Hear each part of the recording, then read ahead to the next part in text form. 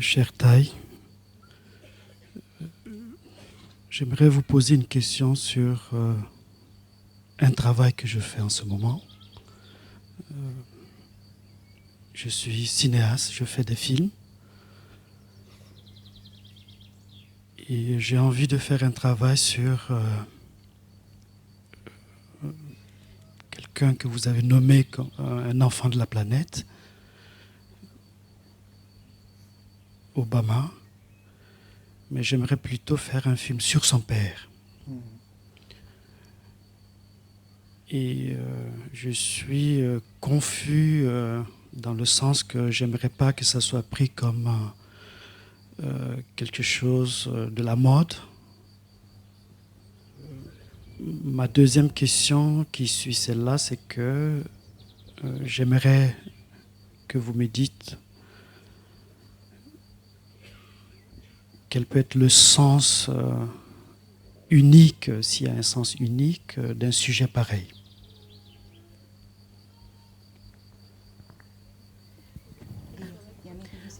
I think he means, from all the important messages in it, what would be for you the most essential gift, of Obama's life and his childhood and what he's become. I think it's like So, what would be the uniqueness in this message that our friend wants to convey to the world with this film?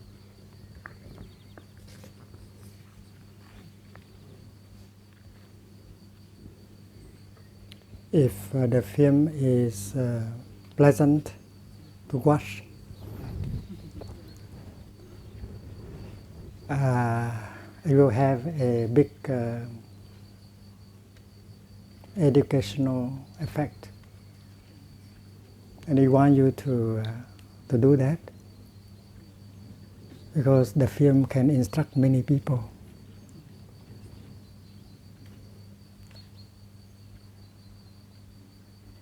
The film can people who watch the film can learn a lot.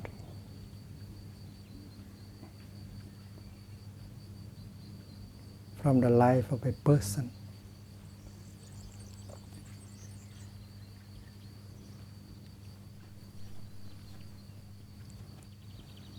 My personal suggestion is that many of us are very pleased to have Obama as the President of the United States of America. Because personally I have not seen any politician like him who knows how to use a loving speech, to speak in a humble way, and to present us in many ways. The presence of Obama tells us of another presence. The presence of a group of people who agree with him, who want to support him, and therefore have voted for him. Not only Americans, but also Europeans, Africans, Asians, and so on. So that is very important. Imagine Obama with his intention, good intention, with his view, with his non-violent approach to the problems of international problems, problem of the planet. It's not something that just happened like that, because there must be the kind of seed planting in the past. In the past 40 years, 50 years, there are so many of us who have tried to sow the seed of loving kindness, peace, reconciliation, non-violence, the preservation of the planet. And we have been working ceaselessly to plant these kind of seeds. And sometimes we felt that we were that the work had not brought any kind of result, but the suffering did help. The suffering and the despair came and helped to wake people up and to see that there is another way of handling the situation of America and of the world. And the day of his inauguration in Washington, D.C., almost all Americans were behind Obama. Everyone wanted change. And we felt the hope. We want Obama to succeed. And we have been investing in Obama a lot. Whether we are American or non-Americans, we want to invest in him, and we are afraid that he will not succeed. But in Plum Village, we tell each other that we should be able to do something to help, and not to just sit there and hope. Yeah, we have to organize ourselves. We have to strengthen our Sangha. We have to support the Sangha in America, Obama's own Sangha, because he may not call his group, his team is Sangha, but that is a Sangha. If they they are not capable of preserving their compassion, their insight, their determination, they will not be able to help Obama. They will disappoint us. That is why over here in Asia, in Africa, in Australia, we could always do something in order to help, not to just to sit there and hope. So your film can help. Your film can help. Educate people, ask people to do something, to live in such a way that can support Obama.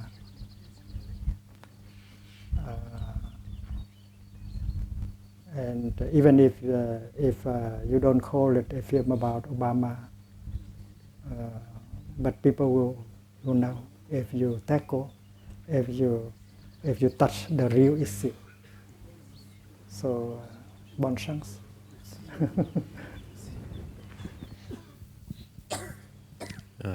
Dear Thai, dear community, my question is about developing concentration.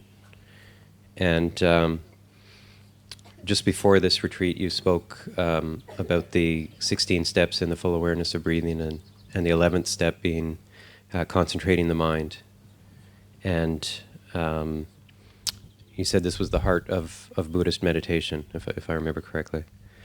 And that in this step we should do things like concentrate on the concept of impermanence, of no self, of aimlessness, etc.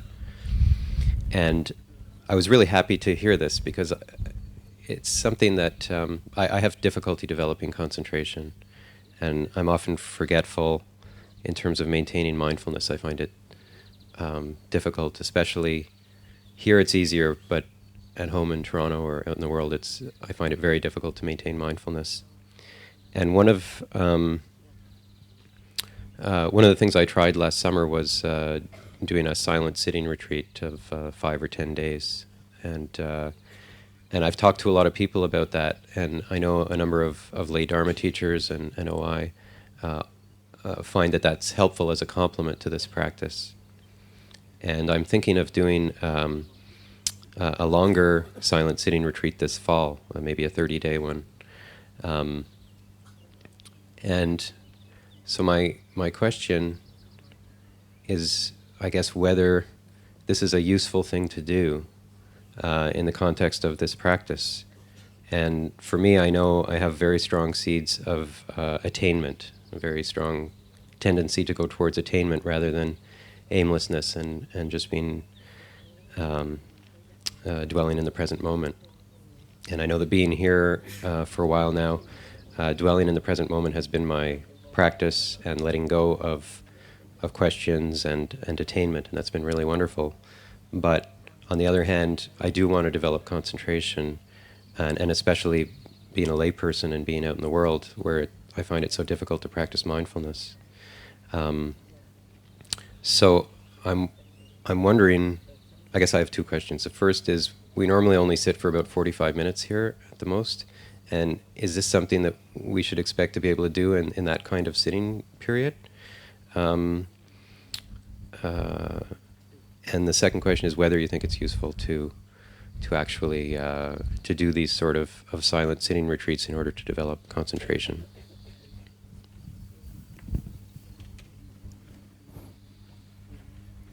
You are concentrated on something, and it's very easy to concentrate if the object of your concentration is interesting, like a Dharma talk. If the Dharma talk is interesting, you don't need to make any effort, and you are very concentrated. So one of the way is to make the object of your concentration attractive. And that could be attained, that could be done in normal daily life. You do not need to lock yourself into a retreat in order to do that.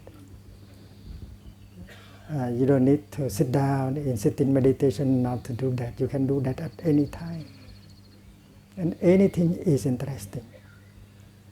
For a scientist, a piece of dust is also very interesting. There's a lot to explore about a piece of dust. So for a biologist, a flower, a leaf is very intriguing.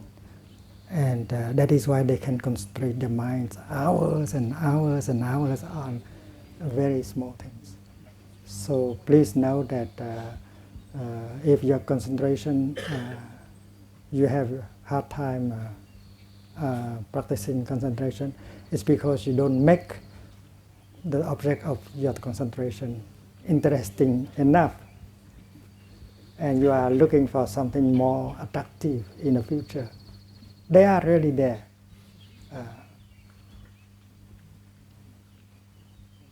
Please try. Thank you. Dear respected Thai, thank you for sharing your insight on original fear and desire manifesting in us as newborn babies and continuing in other ways as we grow up. My question is, how does anger manifest in us originally? In the world, there appears to be so much anger, hatred, and violence. Can we understand the roots of anger so as to find a path out of it? And the other question is it possible to feel and act with anger in a healthy and compassionate manner? When you are angry, you are not very lucid. Acting while anger is in you can lead to destruction. So be careful. That does not mean that we have to suppress our anger and fight our anger. When anger is there, we should know how to handle it with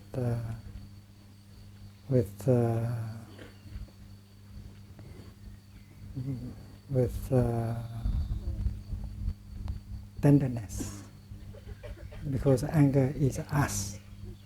We should not do violence to our anger. Doing violence to our anger is to do violence to us. So mindfulness should be there in order to recognize anger.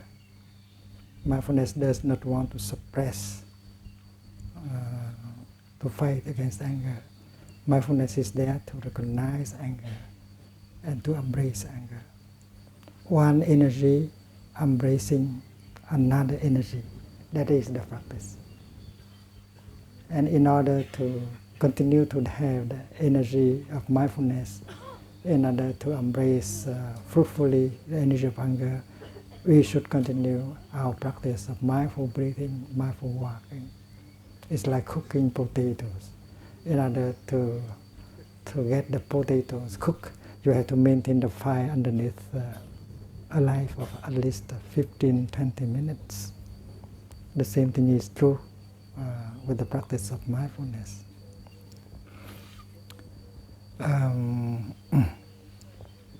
The first thing is not to suppress anger, only to recognize and to embrace it. And then if you continue with the practice, you look deeply with concentration into the nature of anger to see where it has come from. What is the root of that anger? Because anger might come from a wrong perception. Anger might come from a habit energy of responding to events in an unwise way. There may be other ways to respond to the same situation. In psychotherapies, there are people who advise us to express anger, to get it out of our system, to practice ventilation of anger. And we are advised to allow our anger to manifest. We try to get it out by doing something like shouting in a place where there is no one, or hitting something that is not a human or a living being. You hit something in rubber, or you hit your pillow. You close yourself in your room and you hit your pillow as hard as possible, and that means you ventilate your anger, you get it out of your system. And there was a time when many psychotherapists advises their client to do so, which is sometimes dangerous. If you get used to that kind of ventilation practice, and then one day you see the person you hate on the street, you might like to ventilate like that way. You might end up in jail. It does not really deal with the problem. It's like you use a good stove, and if there's something that goes wrong with this good stove, you open the window so that the smoke can go out. Some smoke can go out, but if the stove still have that defect, well, the smoke will come out again. So there's no end to ventilation. You have to fix the wood stove. And while you are doing the work of ventilation, expressing your anger, the seed of anger at the base is strengthened. We have learned that anything that has a chance to manifest on the upper level of consciousness, mind consciousness, has a chance to strengthen at the base. Dangerous. That is rehearsing anger, nourishing anger, not getting it out of the system. You get that seed of anger stronger and stronger by practicing that kind of ventilation. It's dangerous. The theory is that while practicing ventilating like that, you allow your anger to become the object of your awareness. You recognize your anger. You can get it out of your system. But we know that while hitting our pillow, we are not really getting in touch with our anger. The teaching and the practice is that you have to get in touch with your anger for your healing.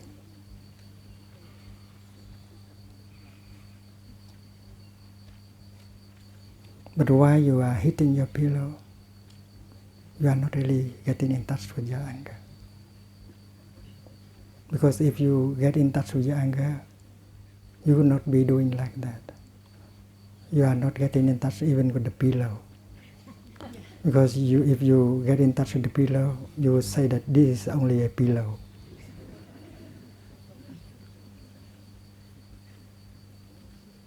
So it does not work. It has brought harm to many people. And that is why the method of expressing anger does not work. On the other hand, the method of suppressing anger is also dangerous. That is why in the Buddhist tradition, we advise not to suppress our anger. We are not advised to express our anger either. But we are advised not to do anything, to say anything when anger is there. The best thing is to go home to ourselves and take care of our anger. And how to take care of the anger? You have to be there in order to take care. And in order to be there, you have to practice mindful breathing, mindful walking. And to be there means to be mindful. To be mindful, and then you use mindfulness and recognize and embrace and look deeply. Usually when anger manifests, we don't want to do that. We want to confront the person we think that to be the source of our anger. We are interested more in him or in her than in our anger. It's like a person whose house is in fire and doesn't want to try to go home to put down the fire, but who try to run after the person he believed to be the arsonist, the one who burned the house, and allow the house to continue to burn. So the practice here is not to try to run after the person you believe to be the cause of your anger, but to come home to yourself and take care of the burning house in yourself, anger. And the practice is very clear, recognizing, embracing, and looking deeply to see the roots, the real roots of anger. And when insight is born, you'll be free. And there are many things you can do. You can send an email. You can write a note. But to the person you believe to be the cause of your anger.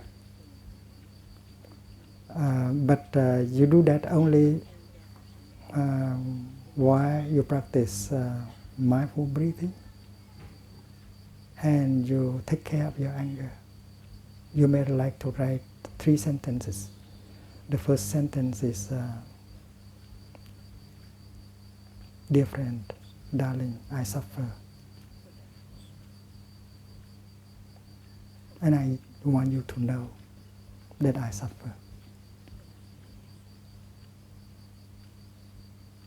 You might telephone him or her, but tell him or her calmly that you suffer, and you want him and her or her to know it. The second sentence you say that is, you are doing your best, taking care of your suffering, of your anger, and that would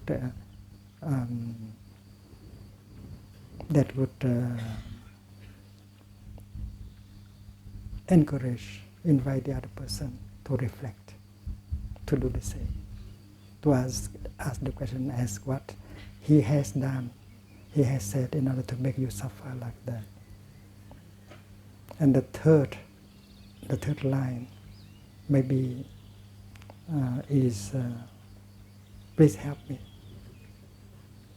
Please help me, because I suffer, and you are very close to me. You are the person I care the most in the world. So I need your help. And if you can bring yourself to write down or to send him or her these 3 sentences, you suffer much less already. And there is collective anger, which is a very, very dangerous. Collective anger and collective despair will bring about the destruction, our destruction.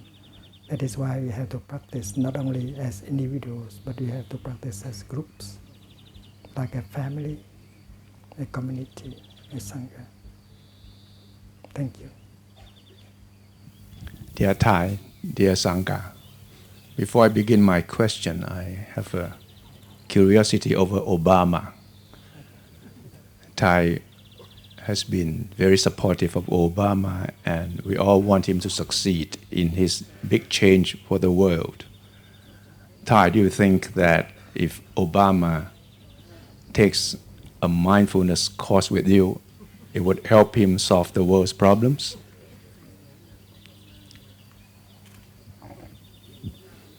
My second question is, as members of the Plum Village Sangha, what can we do to help the Buddhist monks in Burma, Tibetan monks in China, in Tibet, in their struggle for democracy and freedom? Do we just pray? Do we just do our own trainings? Would this be effective enough? I think President Obama there's a need to come to Plum Village and follow a retreat. I think he has got his training somewhere in his own way. I think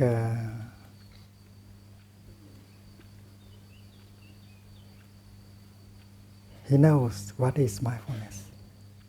He used the word mindfulness during his inauguration speech. And in Cairo University, he used the word beginning anew. I want to have a new beginning with Islam. He knows how to use a loving speech. Maybe he does not need a formal training, but he needs a strong Sangha surrounding him and helping him, supporting him. As for the situation in Tibet, in Burma, and in other places, I think the key point is we all want to support, to help.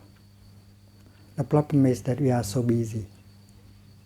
Everywhere we get caught in our situation, we have no time, no energy for our brothers and sisters over there. That is the main obstacle. So how to rearrange our lives so that we are less busy in order to have the time to support our brothers and sisters who are caught in a difficult situation. Like the children who die every day because of the lack of food and nutrition. 40,000 of them die every day. This is also a very big concern. Many of us are aware of that. And yet, not many of us can do something in order to help these children. And the reason is that we don't have enough time, even for ourselves and our family. So how can we reach out and help these children who are dying? How to reach out to our brothers who felt left alone in this struggle for democracy and independence and so on. The good intention is there. The willingness to help is there. We don't have the means to help. So we should liberate ourselves from our too busy life. We are running to get what we want. We are so busy. Not because we do not have enough courage or intention. So we have to reorganize our life, individual and collective, in order to be with each other in a more intimate way.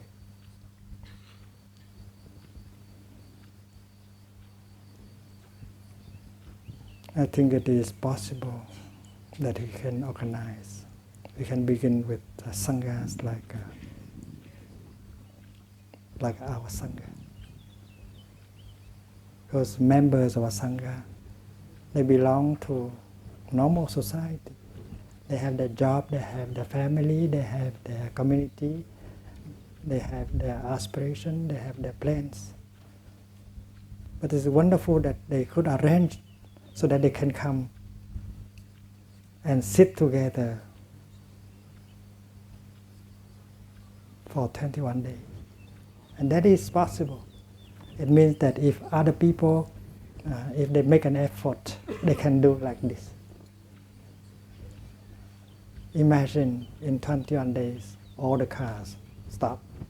You don't eat the flesh of animals.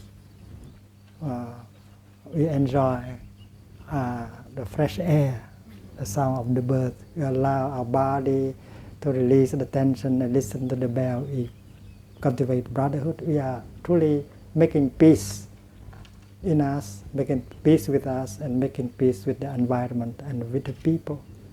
And if a group of 500 people can do that, well, other groups can do that also, no matter they belong to Christianity or Islam or Judaism. And what we do here, we are not doing it for ourselves alone. We do it for everyone. Dear friends, we enjoy this. And I think you can enjoy that also because we belong to the same kind of society. So we can tell people that another way of life is possible, so that they can get out of their habit and they begin to change, so that they have more time for themselves, for members of their family, for members of their sangha, and then naturally problems like the one concerning hungry children, the environment, Tibet, Burma, will be more easily solved. Thank you. Dear Thai, dear Fourfold Sangha, and dear Four Pine Trees, my dear teacher, my name is Gary, and I bring you greetings from Blue Sky Sangha in Newfoundland, Canada. And our question is, what is the most direct way to realize perfect understanding? Perfect understanding is understanding. It's like a perfect enlightenment is just enlightenment. When you are truly there, you can get a direct perception of what is there, like your body, your breath, your feeling, and the world. And if you are peaceful, if you are not assailed by anger and fear and despair, that is already understanding. And understanding is not something we hope that will happen in the future, but understanding can be a matter of here and now. And perfect understanding is something that is possible with this kind of small, unperfect understanding. Right? Thank you.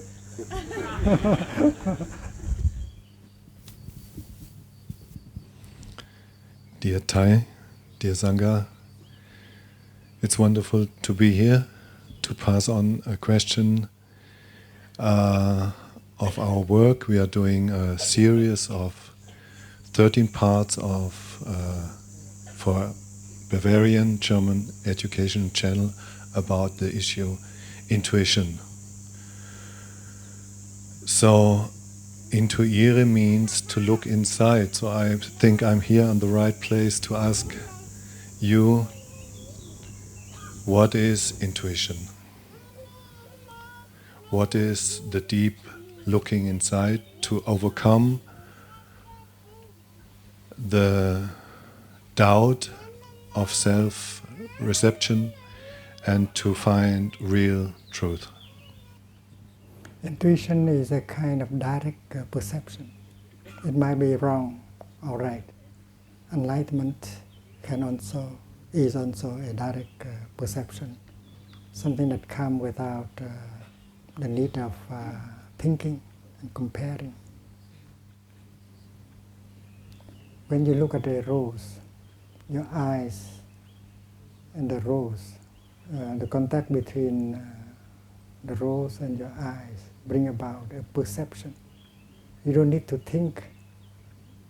You don't need induction or deduction. This is a direct perception. And you know right away that it is a rose, even if you don't call it a rose. Even if there is no thinking at all. You don't need any thinking, any name calling. And you realize that it is a rose. You recognize the rose without the intervention of mind consciousness. That is already a direct perception and intuition.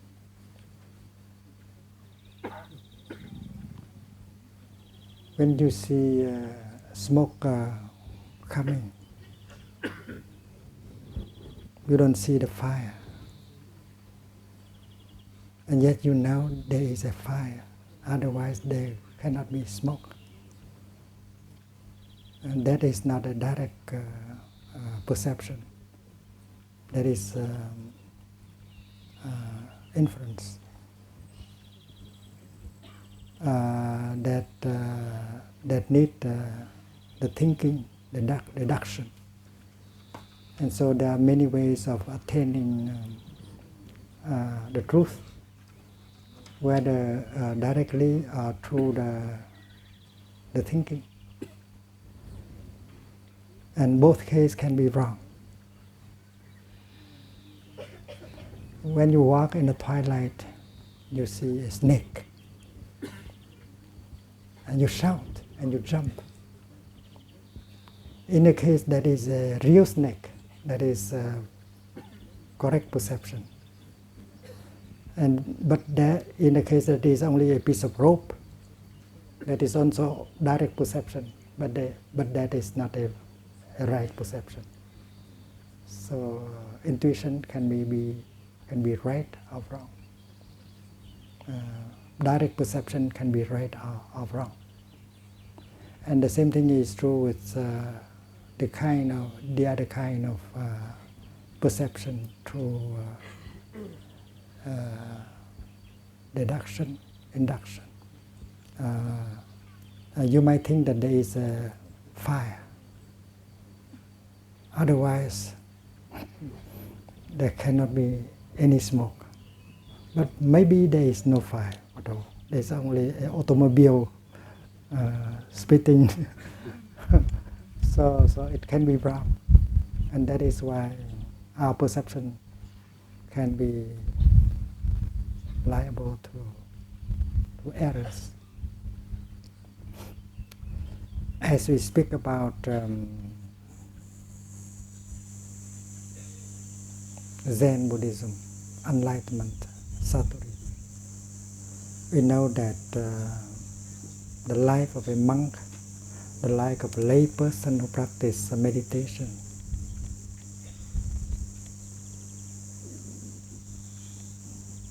is characterized by the practice of mindfulness and concentration.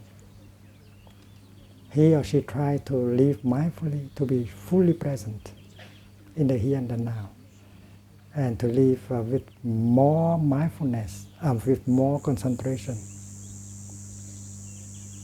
And that is their basic practice. In their daily life, their practice is to truly be there in every moment of their daily life, to know what is happening in the here and the now, in their body, in their feelings, in their perceptions, and in the object of their perceptions. And one day, suddenly, a kind of understanding arrived. And maybe he's not trying to seek for it, he's not trying to find it, and suddenly come like that. Like in one morning, suddenly you see a flower coming out of the ground and bloom like that. That is the fruit of a long time practice. And at a time when you do not think at all, you don't speculate at all, that is the outcome of your mindfulness and concentration. Because mindfulness and concentration always bring about insight, direct insight. It's called a satori, that is called enlightenment insight. And that insight brings a lot of happiness. Suddenly you see light. You are relieved from your worries, from your fear, from your anger.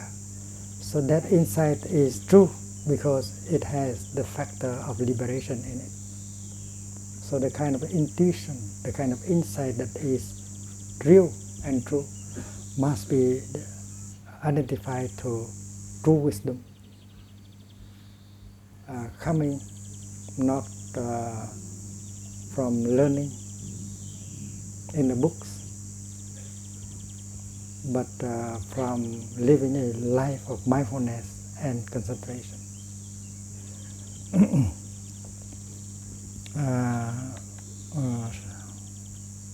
Siddhartha sat many days at the foot of the Bodhi tree, and he was not doing the work of meditation with his mental consciousness alone. He allowed himself to be in touch deeply with his body, his feelings, his perception. He was observing very closely his body, his feelings, his perceptions. And during the process of practicing, the power of mindfulness and concentration becomes stronger and stronger. And because of that, one day, when the northern star appeared, he got a sudden enlightenment.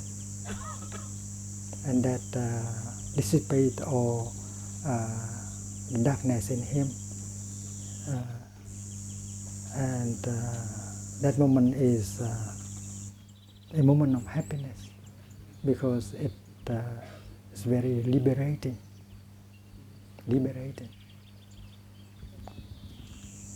In the Buddhist tradition, we speak of intuition in that light of practice. That true understanding, true insight come only with the practice of mindfulness and concentration. And in the next Dhamma talk, we may speak more about what kind of concentration, because in Buddhism there are many kinds of concentrations, many ways of practicing concentration in order to prepare for the insight, for the intuition to come. And when insight comes, you just burst out laughing. You think that you have the feeling that it is already in your pocket, but you have ignored for a long time. It's a moment of joy, it's a moment of satisfaction. And the Buddha had one moment like that, and every one of us can have our own moments, and many moments also. Thank you. Thank you.